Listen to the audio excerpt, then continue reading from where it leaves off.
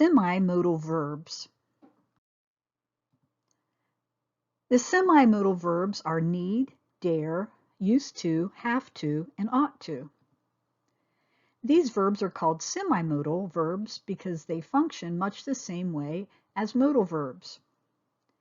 However, they are different from modal verbs because they sometimes behave more like typical verbs.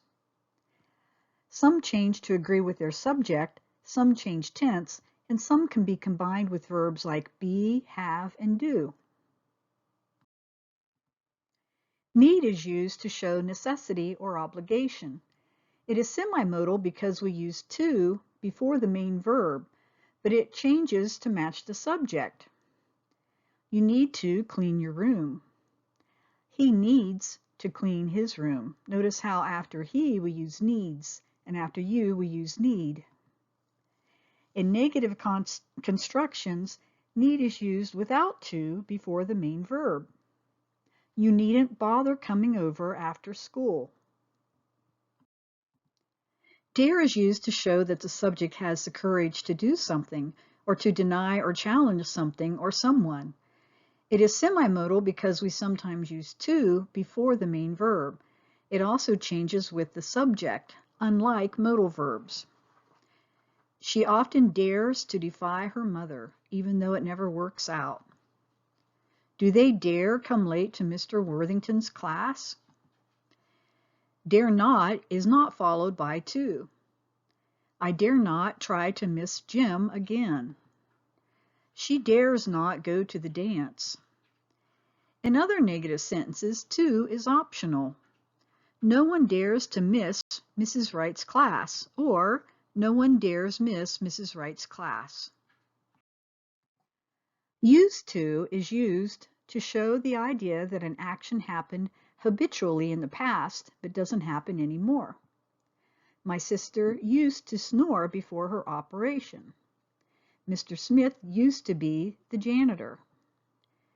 Used to also shows the idea of being accustomed to doing the action of the main verb. He was used to getting a bottle every afternoon.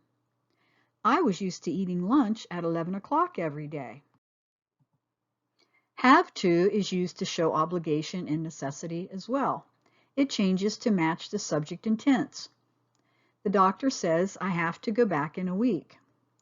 He has to say that, he's the doctor. We had to buy some crutches.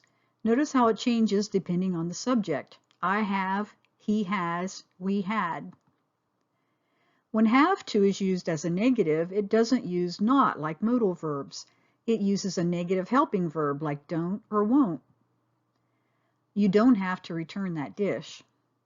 He doesn't have to be so loud. You won't have to stay after school. Ought to is also used to show obligation or necessity. Unlike modal verbs, it uses to, but it doesn't change forms or use other helping verbs. We ought to take a ride and see the new school. He ought to watch what he says in class.